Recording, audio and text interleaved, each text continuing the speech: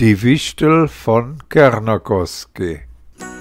In dem kleinen finnischen Dorf Kärnäkoski am Saimasee, wo die Wälder bis an die Türen der roten Holzhäuser reichten, gab es ein gut gehütetes Geheimnis. Jedes Jahr, wenn der erste Schnee fiel und die Tage kürzer wurden, versammelten sich die Weihnachtswichtel im alten Sägewerk am Rande des Dorfes.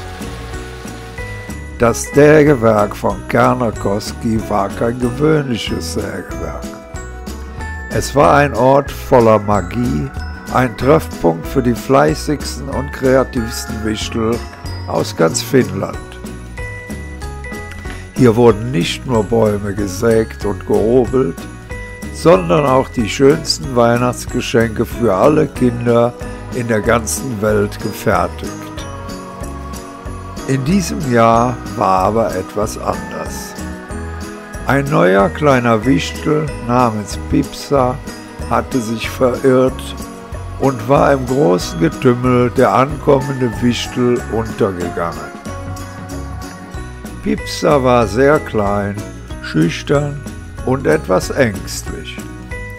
Sie hatte noch nie zuvor an der großen Weihnachtsvorbereitung teilgenommen. Jetzt fühlte sie sich etwas verloren und allein. Während die anderen Wichtel mit Hämmern und Sägen beschäftigt waren, schlich Pipsa durch die dunklen Ecken des Sägewerks. Plötzlich hörte sie ein leises Klopfen. Sie folgte dem Geräusch und fand einen alten, verstaubten Raum. In der Mitte des Raumes stand eine große alte Maschine. Es war ein großer Hobel und dazwischen lag ein altes Buch.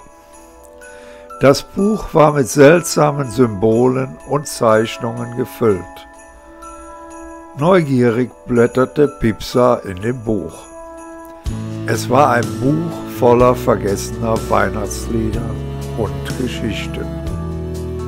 Pipsa hatte noch nie solche Lieder gehört und war fasziniert. Sie begann, die Lieder laut vorzusingen.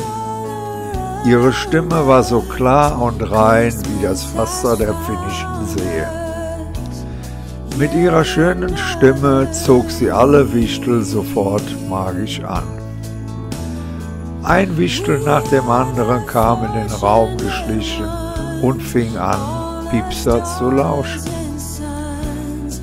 Als sie fertig war, applaudierten ihr die ganzen Wichtel. Pipsa hatte die Herzen aller Wichtel berührt und sie freuten sich alle sehr. Von diesem Tag an war Pipsa nicht mehr allein und hatte auch keine Angst mehr. Sie wurde vom Oberwichtel Jussi zur Obersängerin der Wichtel ernannt und von da an erfüllten ihre Lieder und ihr Gesang das Sägewerk von Kärnäkoski mit Freude und Wärme.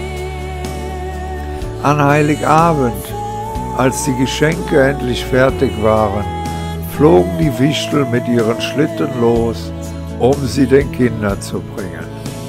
Und überall dort, wo Pipsa ihre Lieder sang, strahlten die Augen der Kinder besonders hell. Ich wünsche dir ein wunderschönes und gesundes Weihnachtsfest.